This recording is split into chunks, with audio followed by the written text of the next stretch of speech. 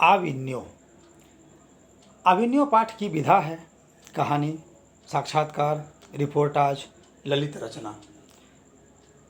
सही उत्तर है ललित रचना। आविन्यो पाठ के लेखक हैं अशोक वाजपेयी, टैगोर, हजारीप्रसाद द्विवेदी, यतीन्द्र मिश्र। सही उत्तर है अशोक वाजपेयी। अशोक वाजपेयी का जन्म ईस्वी में हुआ 19 जनवरी 1941, 29 जनवरी 1941, 15 जनवरी 1941, 16 जनवरी 1941। उत्तर है 16 जनवरी 1941। आप बने हुए हैं दीप संस्कृत क्लासेस में, आपका स्वागत है। आपने इसके पहले के 8वें अध्याय के वस्तुनिष्ठों को देख लिया होगा, जो परीक्षा में कई प्रश्न पूछे जा चुके हैं और कई के आने की संभावना बनी हुई है। आपने सब्सक्राइब कर लिया होगा, नहीं तो आप सब्सक्राइब कर लें, जिससे कि आपको अन्य वीडियो भी समय पर उपलब्ध हो। नीचे के लिंक से भी आप मदद ले सकते हैं, जिसमें संस्कृत हिंदी के व्याकरण और पाठ के महत्वपूर्ण लिंक्स दिए गए हैं, उनसे भी आपको लाभ प्राप्त होगा। आप अपने मित्रों को भी शेयर करें ताकि वे भी इस महत्वपूर्ण ऑब्जेक्टिव्स का लाभ उठा सकें। प्रश्न 4, अशोक वाजपेयी की कृति है शहर अब भी संभावना है, तत्पुरुष, एक पतंग, अनंत में, उपर्युक्त सभी। अशोक वाजपेयी अत्यंत प्रसिद्ध कहानीकार रहे हैं। इनकी बहुत प्रसिद्ध कहानियाँ की पुस्तकें प्रकाशित हो चुकी हैं, जो मार्केट में भी अवेलेबल है। उपरोक्त तीनों शहर अब भी संभावना है, तत्पुरुष, एक पतंग, अनंत में की रचना अशोक वाजपेयी ने की है। 5, इनमें से कौन सी कृति अशोक वाजपेयी की नहीं है? चट्टान, कला विनोद, साहित्य विनोद, पहचान। चट्टान अशोक वाजपेयी की कृति नहीं है, बाकी कला विनोद, साहित्य विनोद और पहचान इनकी प्रसिद्ध कृतियों में गिनी जाती हैं। आविन्यो का एक मध्ययुगीन ईसाई मठ है। आविन्यो कहाँ का एक मध्ययुगीन ईसाई मठ है?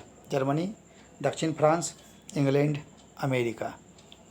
उत्तर है बी, दक्षिण फ्रांस। आविन्यो की कहानी भी मित्रों अपलोड किया जा रहा है, आप सब्सक्राइब करके बने रहें ताकि आपको उसकी कहानी का सार भी संक्षेप में उपलब्ध हो सके। 7, आविन्यो में लेखक का कितने दिनों का रचनात्मक प्रवास रहा? 10, 12, 18, 20, 1। उत्तर है 21 दिनों का रचनात्मक प्रवास आविन्यो में लेखक का रहा है, जो फ्रांस, दक्षिणी फ्रांस का एक ईसाई शहर के रूप में जाना जाता है। 8, कोई भी रचना महज एक शब्द व्यवस्था पर भर नहीं होती, उसकी निर्माण प्रक्रिया में रचनात्मक की प्रतिभा, उसके जटिल मानस के साथ स्थान और परिवेश की भूमिका भी महत्वपूर्ण होती है। उक्त पंक्ति कहाँ से उद्धृत है? आविन्यो का लेखक परिचय से, मछली, 20 के दांत, आविन्यो।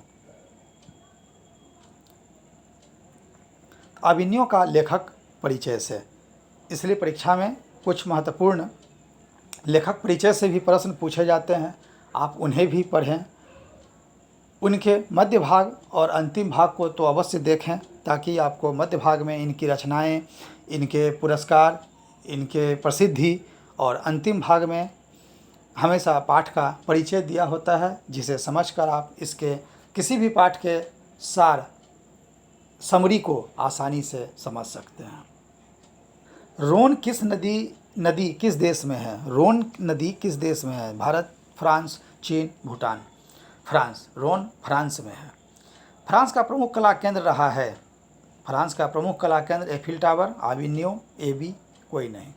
तो फ्रांस का प्रमुख कला केंद्र रहा है आविन्यो, जहां लेखक को एक प्रसिद्ध महोत्सव में आमंत्रित किया गया था, जहां उन्होंने इस कहानी की रचना की थी।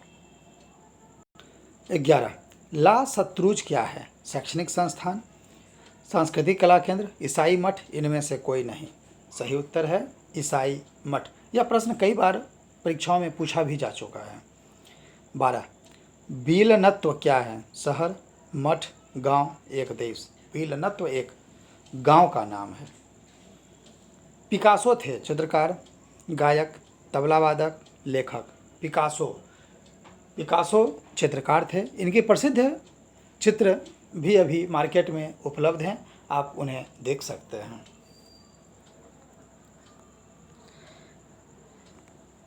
प्रश्न 14 किसी देवता का काल का नहीं, किसी देवता या काल का नहीं, पता नहीं किसकी प्रतीक्षा करते हैं पत्थर। यह पंक्ति किस पाठ से उद्धृत की गई है? आविन्यो, लौट कर आऊँगा फिर, हिरोशिमा, अक्षर ज्ञान। तो यह प्रसिद्ध पंक्ति है आविन्यो की। द्रुम का अर्थ है फूल, पेड़ पौधा, फल, लकड़ी। द्रुम का अर्थ है पेड़ पौधा। आप कमेंट बॉक्स में निश्चित रूप से लिखें कि आपको ये वीडियो और इसके प्रश्न कैसे लगे। शेयर अवश्य करें मित्रों को ताकि वे लाभान्वित हों।